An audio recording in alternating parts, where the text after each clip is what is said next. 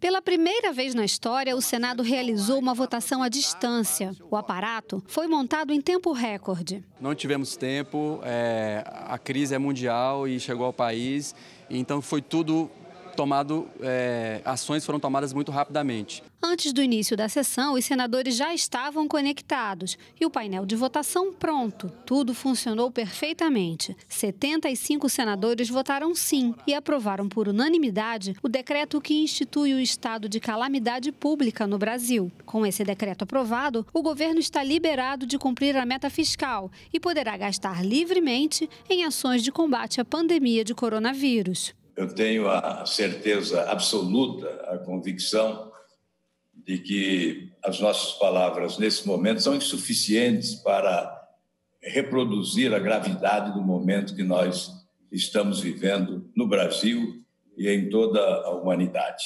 Não medir esforços, é isso que estamos fazendo. As autoridades do país, independente de ser de direita, de esquerda, é um momento de união. Tenho certeza que todos nós, juntos, superaremos este momento. É um momento histórico, não só para o Senado nessa emergência, mas para todo o Brasil. Temos que dar as mãos nesse momento. Parece que nós conseguimos muito êxito nesse primeiro esforço, algo inédito, não só no Brasil, mas em todo o mundo, o parlamento funcionando de modo remoto, com a deliberação com os senhores senadores em vários estados da federação. Alguns nos seus gabinetes aqui em Brasília, mas a maioria nos diversos estados da federação. Então conseguimos, de fato, funcionar bem.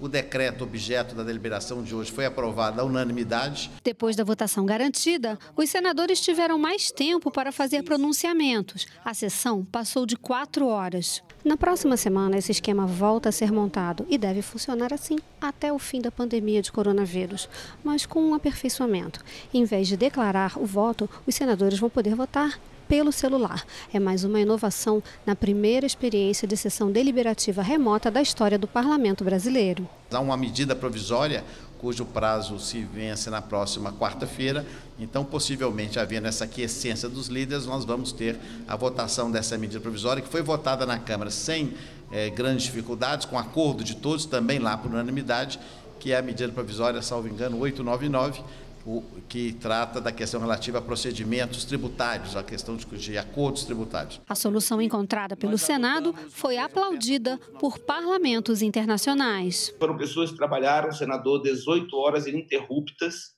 dormindo pouco, para que o Senado pudesse dar a resposta que o Brasil precisa.